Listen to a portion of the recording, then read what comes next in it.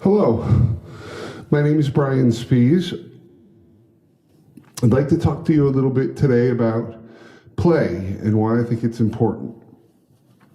Let me start by telling you a little bit about myself and what it is in my life that has gotten me to the point where I value play and why I think it's a really important thing for all people to value. I've struggled with serious mental illness since I was a small child. When I was 8 years old, I started to hear voices. When I was 14, I was sexually assaulted. At 15, I survived a intentional drug overdose. Prior to that, I was in 2 different psychiatric facilities for a sustained period of time.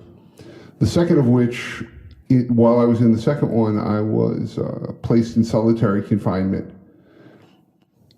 I mention all of these things not as some sort of morose credentials or to elicit sympathy or pity or anything like that. I mention them because, in spite of all that, I find in my life and in my everyday activities a great deal of joy and happiness. And one of the reasons for that is play. And that's what I want to talk to you all about today. When I was in the first of the 2 psychiatric facilities, I would go every day to a gymnasium with all the other kids on the ward. And we would play these games. Now, the purpose of these games was to impart to us the kind of team building and stress management skills that, as a result of the different issues that brought us there, abuse, trauma, mental illness, we didn't have. They had been robbed from us. And we were learning them all over again. But I didn't know that. I was a 10, 11-year-old kid. I didn't know that the games that we were playing every day were teaching us these things. But I'd figure that out eventually. When I was about 17, I got very strongly and have remained very strongly interested in Buddhism. The thing that I was drawn to in Buddhism and that I found most powerful, and still do in many ways, was the discipline that it instilled in me. Buddhism is often described as a practice.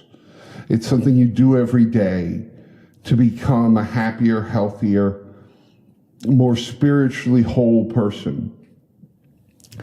And this really saved my life in many ways. It was a very powerful experience for me, and it remains powerful. But eventually, I realized there was something missing. I came to this kind of epiphany about 5 years ago. What I was missing from life, and what I was ultimately missing from my spirituality, was joy, bliss. Not the kind of, I just won the lottery, can you believe this kind of joy, or I've met the person I want to spend the rest of my life with joy, but just the everyday walking through the world, being alive joy that is so important. And what I realized was the reason I was missing that joy was I was treating my spirituality and my life like work. Work's something that's very important. It's something we all have to do. It gives us fulfillment, a sense of accomplishment, that we've completed a task, be it mowing the lawn or working a week's work that results in a paycheck at the end. Either way, it's important, it's part of being a human being, and it's fulfilling. But it's not everything. And what play provides us, what play allows us to experience, is the kind of immeasurable peace and happiness and gratitude, ultimately, that work does not. So what do I mean when I say work? And what do I mean when I say play? Play for me is purposeless activity. So work is something that has an end goal to it. It has a purpose. So when you go to work at your job at the end of the week, you receive a paycheck. If you didn't receive that paycheck, you might be pretty upset, and reasonably so. But with play, it's not about what you get out of it. It's about living in that moment. A couple years ago, I was teaching a kids' art class. And at the beginning of the day, we had put out a craft paper, brown craft paper, on all the tables, covered them with it so that we didn't stain them or make any messes or anything like that.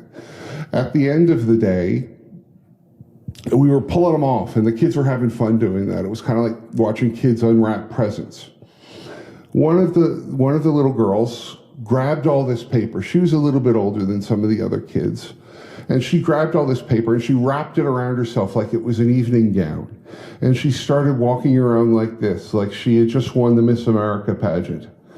And that joy wasn't about the reaction she got. It wasn't something she was doing in a calculated way. It was something that, here's this paper, it looks like fabric. Let's make a dress out of it and do something really beautiful with it. And just have fun. And that's what I mean when I say play. That's something each and every one of us can do every day. Get in your car and go for a drive or go for a walk. No destination in mind, no place of where you're going, no idea of when you'll be back. Dance, especially if, like me, you have absolutely no rhythm. That's the best time and way to dance, because you're not trying to think about getting the choreography right or looking silly.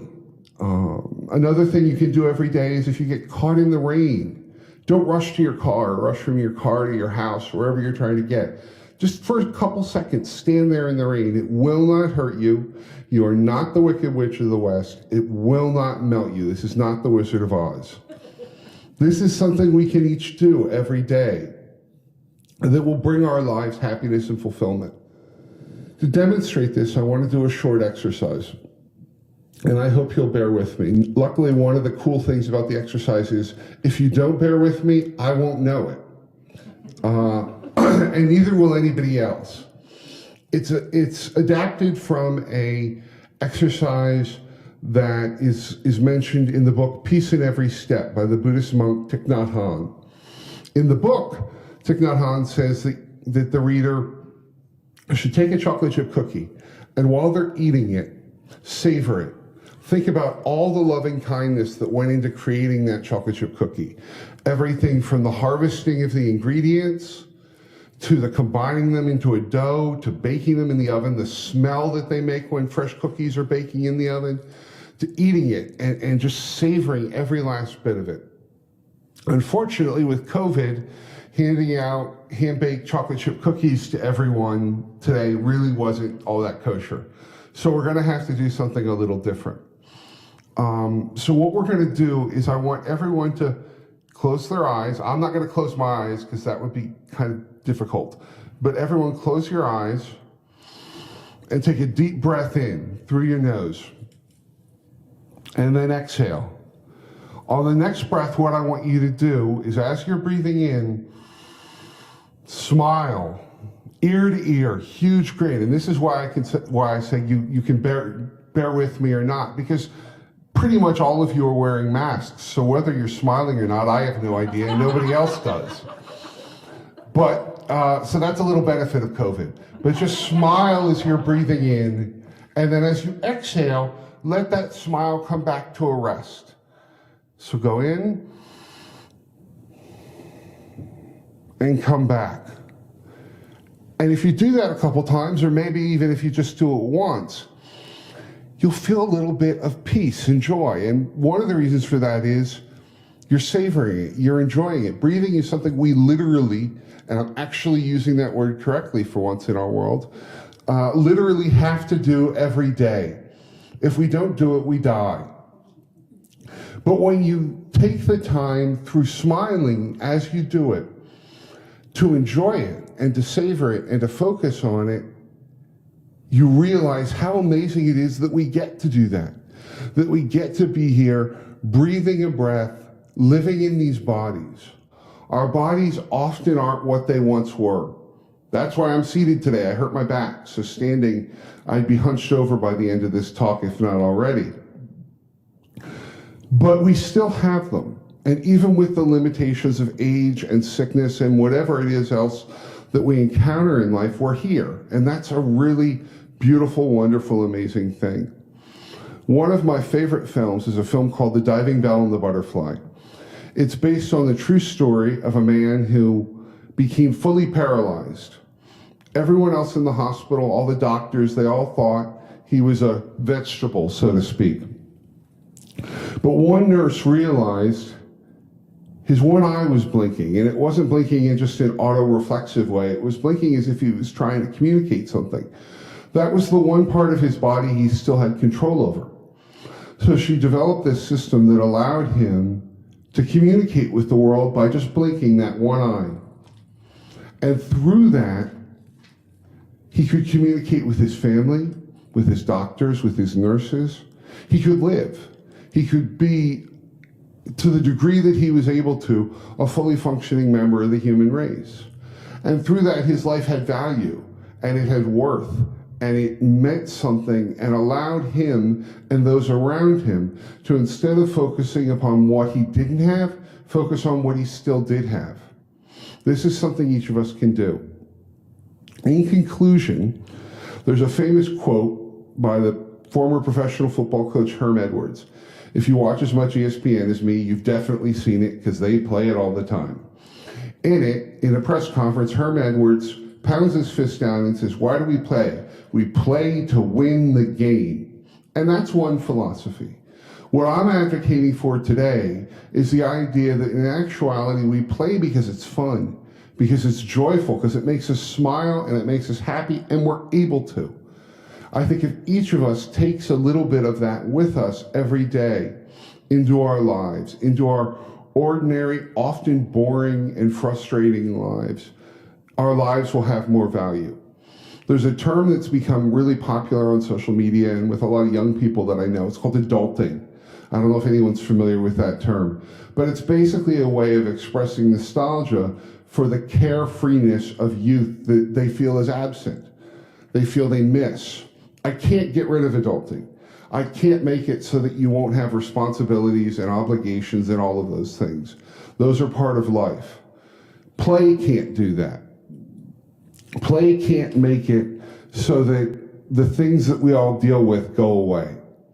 And I want to make something perfectly clear here. I'm not in any way suggesting that play is a replacement for therapy or modern medicine or any of the things that people with mental illness or trauma or who have struggled with having been abused deal with. I have relied and continue to rely on all those things every day. What I am imparting is that this is part of that approach.